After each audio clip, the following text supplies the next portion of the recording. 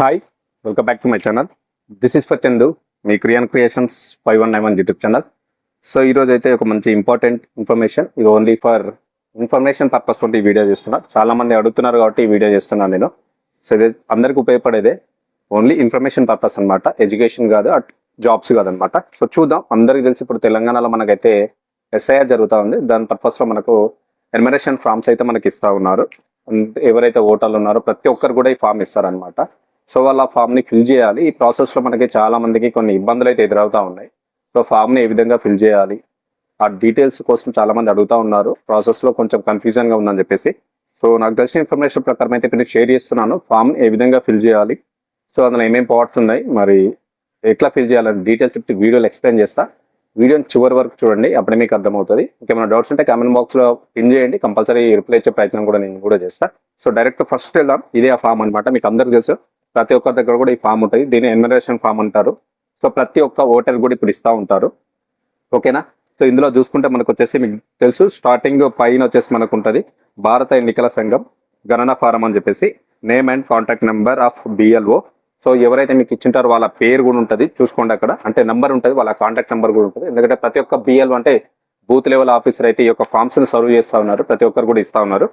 అక్కడ నెంబర్ ఉంటుంది మీది. సో దాని కిందికి వస్తే మనకు వచ్చేసి ఇక్కడ ప్రజెంట్గా ఉన్నటువంటి ఓటర్ ఎవరైతే ఉంటారో వాళ్ళకు డీటెయిల్స్ ఉంటాయి.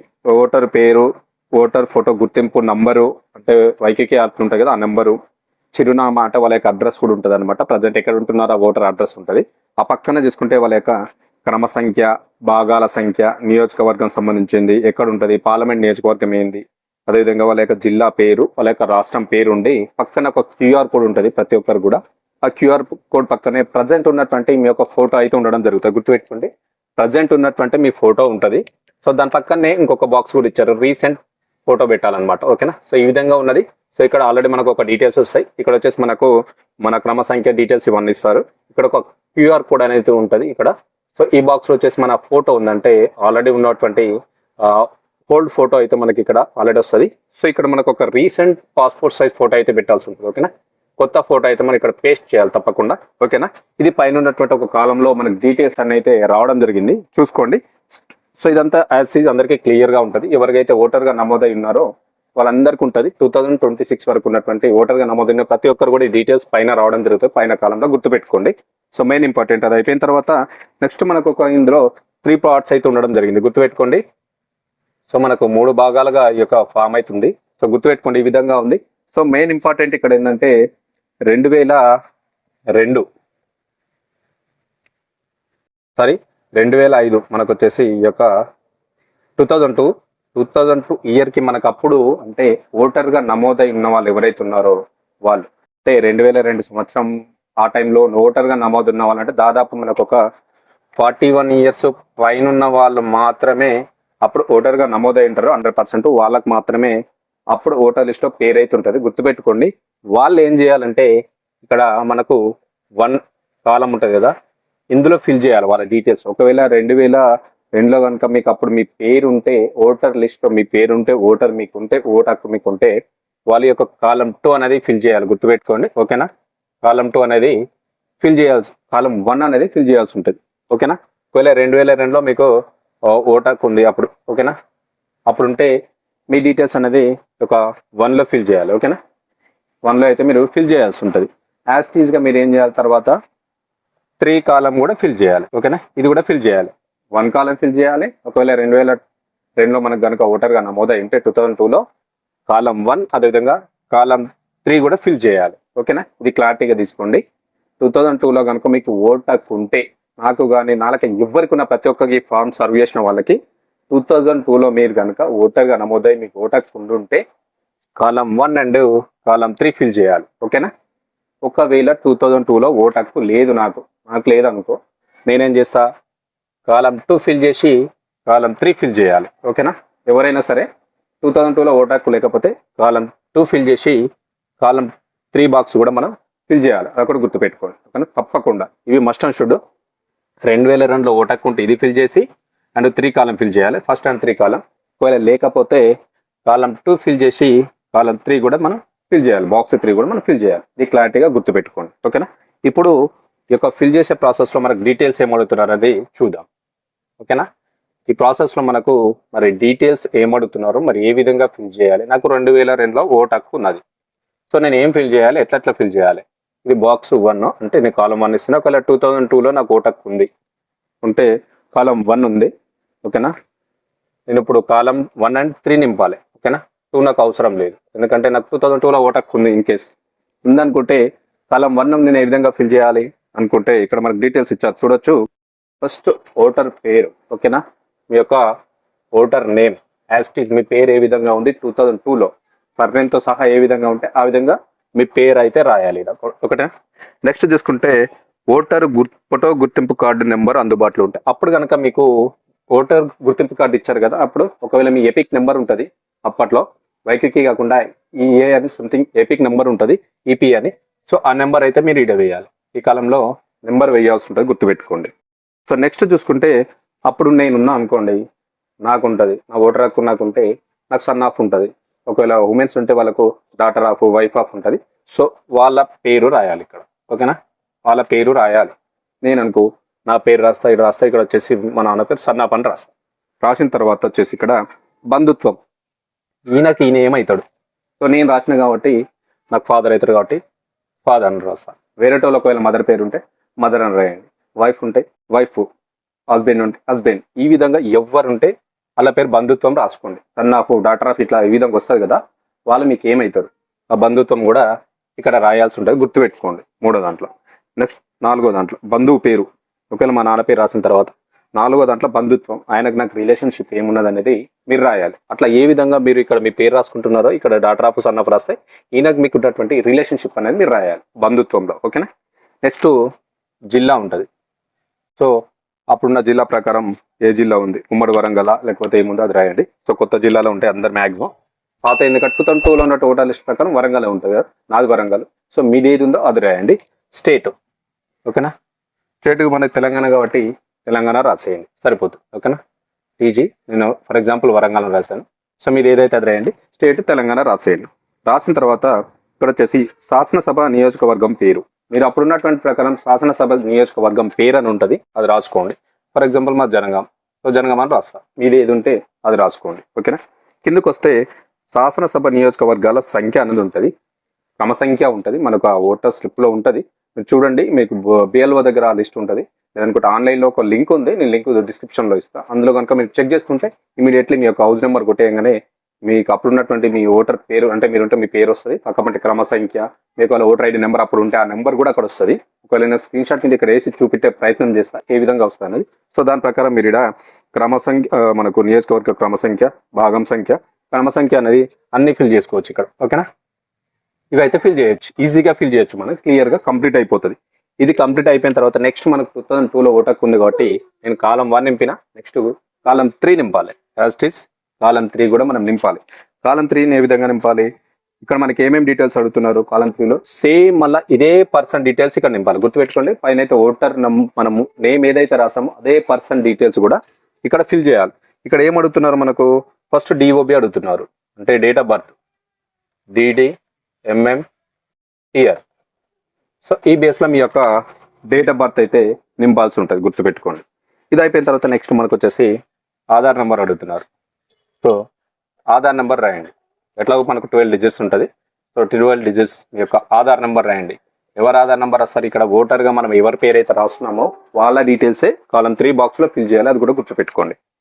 నెక్స్ట్ చూసుకుంటే ఇక్కడ మనకు ఆధార్ నెంబర్ ఇచ్చిన తర్వాత మీ యొక్క మొబైల్ నెంబర్, మీ యొక్క మొబైల్ నెంబర్ రాసేయండి. 10 డిజిట్ మొబైల్ నెంబర్ ఉంటుంది, యాక్టివ్లో ఉన్నది రాసుకోండి. ఓకేనా.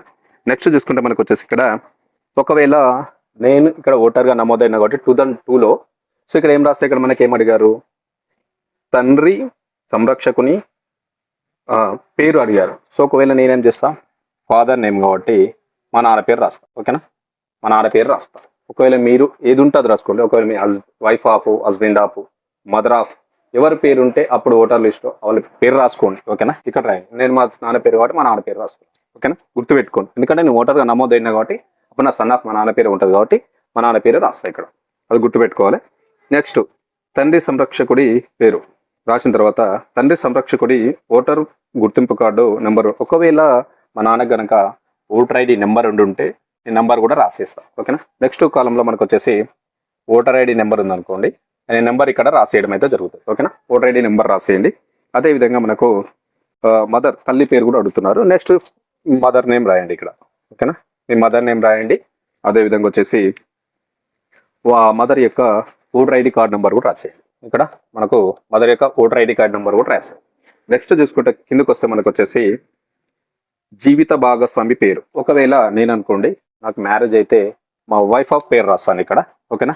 మ్యారేజ్ అయితే వైఫ్ నేమ్ రాయండి, గుర్తుపెట్టుకోండి. ఒకవేళ బాయ్స్ అయితే, ఓకేనా, బాయ్స్ అయితే మ్యారేజ్ అయితే వైఫ్ నేమ్ రాస్తాము. ఒకవేళ ఉమెన్స్ అయితే వాళ్ళ యొక్క హస్బెండ్ నేమ్ రాయాలి. ఓకేనా, గుర్తుపెట్టుకోండి. ఈ టైం వరకు మీకు పెళ్ళి అయింటే హస్బెండ్ నేమ్ రాసుకోండి, గుర్తుపెట్టుకోండి. ఇది ఒక పాయింట్. నెక్స్ట్ చూసుకుంటే మనకు వచ్చేసి ఇక్కడ జీవిత భాగస్వామి ఓటర్ ఫోటో గుర్తింపు కార్డు నెంబర్ అందుబాటులో ఉంటుంది. ఇన్ కేస్ మీరు మ్యారేజ్ అయిన వాళ్ళు ఒకవేళ మెన్ అండ్ ఉమెన్ వాళ్ళకి కనుక ఓటర్ ఐడి నెంబర్ ఉంటే ఆ ఓటర్ ఐడి నెంబర్ రాయండి ఇక్కడ. ఓకేనా. ఓటర్ ఐడి నెంబర్ కూడా ఇక్కడ వేసేయండి, అయిపోతుంది. సో 2002లో కనుక మనకు ఓటర్ ఉంటే first column and second column అనేది ఈ విధంగా ఫిల్ చేయాలి, గుర్తుపెట్టుకోండి. ఓకేనా, కంపల్సరీగా గుర్తుపెట్టుకోండి. మీరు ఒకసారి చెక్ చేసుకోవాలి. 2002లో ఉన్నటువంటి మనకు ఆన్లైన్లో ఉంది, ఆ లింక్ కూడా డిస్క్రిప్షన్లో ఇస్తాను. కొట్టగానే ఇమీడియట్ వచ్చేస్తుంది. అక్కడ మీ యొక్క డిస్ట్రిక్ట్ స్టేట్ సెలెక్ట్ చేసుకున్నామంటే ఇమీడియట్గా మీ గ్రామాల పేర్లు వచ్చేస్తాయి. ఆ గ్రామం సెలెక్ట్ చేసుకున్నామంటే అందులో మీ యొక్క ఇంటి నెంబర్ ఉంటుంది. ఆ ఇంటి నెంబర్ ప్రకారం మీరు చెక్ చేసుకుంటే ఆ ఇంటి నెంబర్లో అప్పట్లో 2002లో ఎవరున్నా, మీ ఫాదర్కి ఉందా ఓటర్ ఐడి, మదర్కి ఉందా, మీ యొక్క గ్రాండ్ ఫాదర్కి ఉందా, గ్రాండ్ మదర్కి ఉందా, ఎవరికి ఉందా, లేకపోతే నీకే ఉందా డైరెక్ట్ అనేది తెలిసిపోతుంది. ఇండివిజువల్గా ఈ ఫామ్స్ ఉన్నాయి కాబట్టి నాకుంటే నాది నింపాలి, లేదు ఎవరికి ఉంటే వాళ్ళవి నింపాల్సి ఉంటుంది ఫస్ట్ అండ్ సెకండ్ కాలం. ఓకేనా. లేకపోతే వదిలేసేయాలి. ఒకవేళ నాకు 2002లో ఓటు హక్కు లేదు, అప్పుడు ఏం చేయాలి? అప్పుడు ఏం చేయాలంటే సేమ్ మళ్ళీ ఏం చేయాలంటే నెక్స్ట్ చూసుకుంటే మనకు వచ్చేసి ఇక్కడ నేనేం చేస్తా అంటే మనకు ఈ పేరా 1 ఏదైతే ఉందో అది ఫిల్ చేయండి.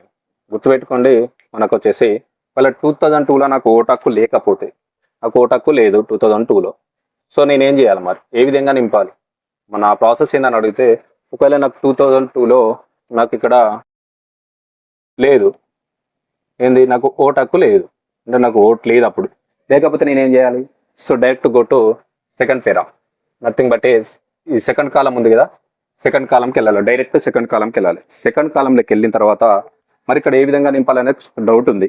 సో నేను ఇందాక చెప్పిన కదా 2002లో మనకు ఓటర్ లిస్ట్ అనేది ఉన్నది, అప్పుడు ఉన్నటువంటి ఓటర్ లిస్ట్ ఉన్నది. దీనికి సంబంధించిన లింక్ నేను డిస్క్రిప్షన్లో ఇస్తా. ఆ లింక్ క్లిక్ చేయగానే మనకు ఓపెన్ అవుతుంది. ఓ పేజీ ఓపెన్ కాగానే అక్కడ మీకు ఒక స్టేట్ సెలెక్ట్ చేసుకోవాలి, మీ యొక్క జిల్లా సెలెక్ట్ చేసుకుంటే ఇమీడియట్లీ మీ యొక్క నియోజకవర్గం సెలెక్ట్ చేసుకోండి, ఇమీడియట్లీ మీ ఊర్ల పేర్లు అన్నిటి వచ్చాయి, పీడిఎఫ్లో వచ్చేస్తాయి. సో అక్కడ మీది ఏ ఊరు ఉంటే ఆ ఊరి యొక్క పక్క పంటి క్లిక్ చేయండి. క్లిక్ చేయగానే ఒక బాక్స్ ఓపెన్ అయిపోయి ఇప్పుడు ఒక కోడ్ అడుగుతుంది, కోడ్ అనే పైన వస్తుంది, క్యాప్చా ఎంటర్ చేయగానే ఇమీడియట్లీ మీ యొక్క గ్రామం యొక్క ఫుల్ లిస్ట్ అనేది ఓపెన్ అవుతుంది. ఒకవేళ 2002లో కనుక ఎవరికైతే ఓటర్ లిస్ట్ ఉన్నదో వాళ్ళది ఓపెన్ అవుతుంది. ఎందుకంటే ఇప్పుడు నాకు లేదు, ఫర్ ఎగ్జాంపుల్ నాకు లేనప్పుడు నేను ఎట్లా ఫిల్ చేయాలంటే నాకు సంబంధించిన వాళ్ళు ఎవరైతే ఉంటారో మా ఫాదర్ కావచ్చు, మదర్ కావచ్చు, మా గ్రాండ్ ఫాదర్ కావచ్చు, గ్రాండ్ మదర్ కావచ్చు, వీళ్ళ నలుగురు ఇట్లా ఎవరికి అప్పుడు ఓటు హక్కు ఉందో చూసుకోవాలి. ఇన్ కేస్ మా ఫాదర్కి లేదనుకో మా గ్రాండ్ ఫాదర్ కన్నా ఉండొచ్చు, మా గ్రాండ్ మదర్ కన్నా ఉండొచ్చు. ఓకేనా.